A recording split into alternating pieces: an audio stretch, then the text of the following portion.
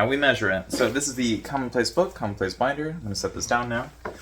This is the Commonplace Binder 101 playlist. So there are 100 videos on this, and while today we're going to be talking about my functional paper system, if you want to check out any of the other videos, as you know, this is video number 89, so we're pretty far through the list. Feel free to check those out. So, how we measure it. So what are we measuring when we're looking at a paper system? Are we measuring how many pages we have? Are we measuring the value on those pages? And if we're measuring something, how are we going to measure it? Well, with this binder, I used to make a video on every single page I would add, and that got to be kind of ridiculous. So I stopped doing that. And I started making videos more like this, where I do have the binder, but it's more of a prop. And while this is my demonstration binder, rather than the one I actually use for all my secret stuff, this is more so the binder for all the channel-related stuff. And so how I measure the demonstration binder is a little bit different than how I measure my personal stuff. And the way that I measure the demonstration binder is it a thing that I can bring into the video, and does it help me make the videos? And so it works. But at what cost? Well, the difficulty with having a demonstration binder and then another binder that I use for all of my other stuff is that I get a little bit confused. Kind of scrambles my brain a little bit because I have to focus on multiple different places, and it's like, where do I put my stuff, and how long do I spend on each thing, and when do I check on it? And it gets to be very frustrating. And so if I'm trying to measure my output, or if I'm trying to create specific instructions in my to-do list as to like what to do every day, it gets to be very difficult. And it doesn't have to be. So all you have to do is just work on the thing when you have extra energy to work on it, and look at it when you need it. And that's about it. Prepare individually. So you don't need to prepare individual binders for every single task that you have. One should be enough. Just as a reminder, a commonplace binder is basically a commonplace book with no page numbers and no index, because if it's in rings, you can move stuff around, and if you can move stuff around, then page numbers don't make sense, and if page numbers don't make sense, then an index doesn't really make sense. I still have a contents page, and I still have tabs at the top of each page, which is the beginning of each section. Okay, so most sustainable. There are some sustainable ways to do this. Right now I'm a little freaked out because I don't live in an area that is super sustainable ecologically. So we have a lot of people with lawns, and so while there are a lot of fun things to do in a yard, like people can run around with their pet dog or whatever, it is a little bit ridiculous in the summer when people are mowing. And so considering this is the first day in a while where it's not both 80% humidity and 80 degrees Fahrenheit, I don't know what that is in Celsius, but the point is, 50 is like shorts weather, and 100 is don't go outside. So, 80 degrees and 80% humidity is pretty hot and miserable. And so a lot of people haven't been mowing, but now that it's a little bit easier to be outside, people are mowing their lawns. So I have to speed through this without these random little pauses.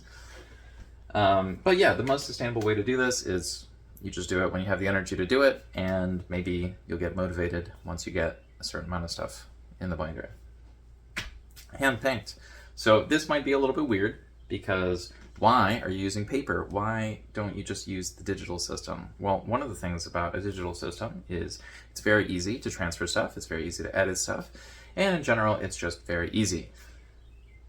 The thing about having a physical setup is we can actually understand that we did everything ourselves. And so if you start to print things out rather than just hand write them, a little bit of that feeling might go away, although printing is very useful. And so if you have the ability to do so, I would definitely try that out. Nervous system regulation. Oh man. So I am a little bit nervous right now. I think you can hear the bird over there. It's having a good time. There have been a lot of birds out, which is quite fun. But how does this help with nervous system regulation? Well, if you are going to be looking at some paper every so often as a regular task, that can be a little bit like a routine, and the stuff that you've written down, because, you know, it's handpicked and it takes a little bit longer, is probably not going to change as much as the news online. So in the previous video I recorded, which was like 2 days ago, I think I talked about the Cambodian and the border of Cambodia and Thailand. But now I guess that's not a problem anymore. And so, you know, if you're watching the news or if you're just on the computer, the news will travel really fast and it can be really stressful because it's like one thing and then another thing and the answers just keep changing, and sometimes the justifications change as well. It's like, it was a week. Like, how did you guys change the justifications already? But if you're going to handwrite this, or if you're going to visit a place where everything's handwritten, the stuff is going to move a lot more slowly. And so the stuff that gets mentioned is probably going to be a little bit more general. It might be more specific, but it probably won't be jumping all over the place. Take action. I mean, if you want this, you kind of have to do something to make it happen. Even if that's just like not doing the thing that creates the dysregulation. But yeah, probably just write down one thing on a sheet of paper. Build a portfolio. Okay, so this is one of the reasons why I always mention this as a school thing. It used to be that people would take notes on stuff, and then they would put their notes in their commonplace book, or, you know, binder. And then they would use their notes to understand life and achieve their goals through, like, you know, completing tasks and stuff. So it's not really a portfolio for a job interview. But if we had every student collecting information that they thought was valuable, that their teachers thought was valuable, that the school thought was valuable, that their parents thought was valuable, and turned it into something that they can actually use, maybe that could actually be something that they bring to their job interview. And maybe there is a digital equivalent of that, and maybe, you know, people could scan that ahead of time and be like, oh, you know, like, this seems interesting that you have some things which are kind of relevant to what we're working on, so maybe we could hire this person. Sort itself out. So if I don't tell people that, you know, we should probably have a commonplace book in school, it's just going to sort itself out, right? I think it's more likely that instead of having people doing all of this, we're just going to have AI, which might not actually be AI, do all the tasks for us. And that gets a little worrying for a lot of different reasons. And so, assuming we do have the AI, and assuming that we don't have the AI, and assuming that we have some other sort of middle ground kind of situation, it's still good to, like, have the portfolio. And I don't think it's really going to sort itself out, because a lot of times when there's a policy thing that just sorts itself out, it's because there's at least one random person who's just, like, obsessively trying to fix things. So, yeah, long-held assumptions. One of the great things about writing things down is the information will still be there when you get back.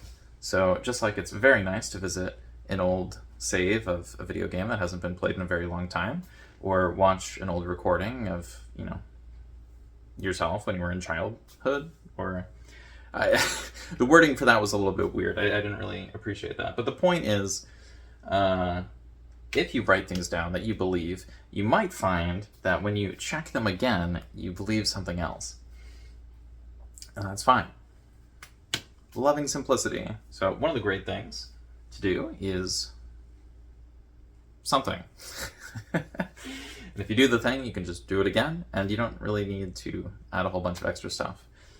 So one thing that I used to do, which helped with the nervous system regulation, is around once a year, I mean, it was somewhere between 6 months and every 2 years, is I tried to trim down the number of things that I did. And so what I would do is I would just take whatever habit I did the most, and I would try to not do it for the rest of a 2-week period. And I would normally only last 1 week for the whole thing, but every day I would basically give up an additional thing. And there were some pretty interesting results, because I found out whatever I did the most, and then sometimes I would double down on that, and then sometimes I would stop doing that. But I haven't done that in a few years, so maybe I'll do that next week. I don't know. Although I think next week I have an appointment, so I should probably focus on actually showing up to the appointment than completing some random task, which isn't even going to be in a video.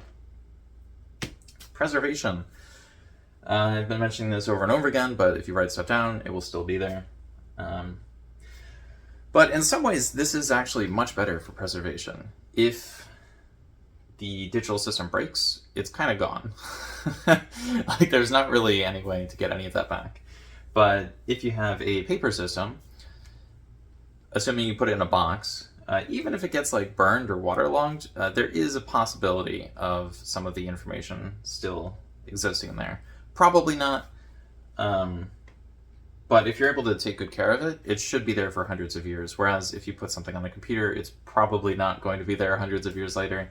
But we don't know because we haven't had computers for hundreds of years. Worth writing down.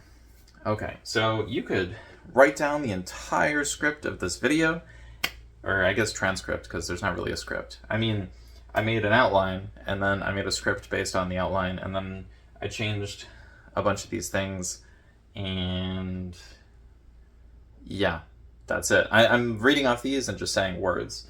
So there is no script, but if you were theoretically going to write down words about this video, you could write down everything.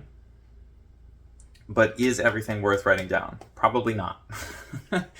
Unless you're trying to like recreate this in some way. It wouldn't make any sense to do that. And so what is worth writing down? I would say probably about 1% of what happens. And then eventually you're going to want to go through it later and get rid of the things that don't work out. An extra set of eyes.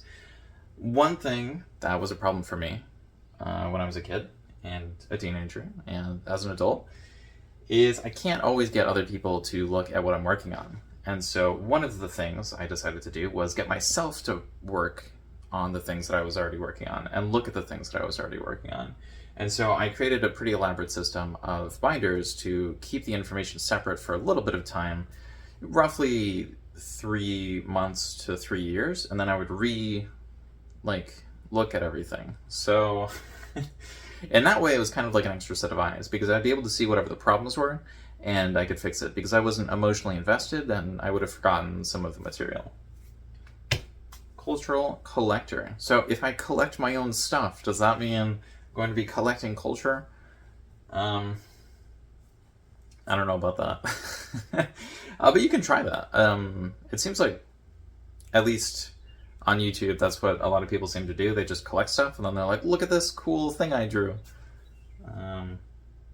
Or it's just a bunch of quotes. Sometimes it's a little random, but yeah. You can collect culture, you can collect whatever you want. We're basically just putting stuff in a place, and we're going to look at it later. And then we're going to try to refine everything, and the system starts all over again. One day, I'll look at the notes. Yeah, one of the problems is, you can probably look through something this big in a day, if you really tried. But if you want to have deep thoughts about it, and like go through the entire thing, maybe like redo the entire thing, that might take an entire summer. And so if you make a new one of these every year, and it takes at least a month to go through it, once you get past 12 binders, it's going to take more than a year to get through all the old stuff, assuming you're making no new stuff or getting distracted. And so in some ways, it's like, yeah, I'll look at the notes eventually. It's like one day, someday. On the other hand, that keeps moving further and further away, because there are probably going to be things that, existed in an old place, and you want to update them and bring them into the new place, and that's great. But there are also probably other things which are just trash. They weren't always trash, but eventually you made something better, and you had a new place to keep things, and the world changed, and so it's just not really relevant anymore. On your own time. Oh, man. I'm really hoping I can get the computer to stop doing this to me. Yeah, a paper system will be done on your own time. Because why would a business want you to create a paper system when they could look through your digital system at any time? It just makes more sense for workers to use a digital system.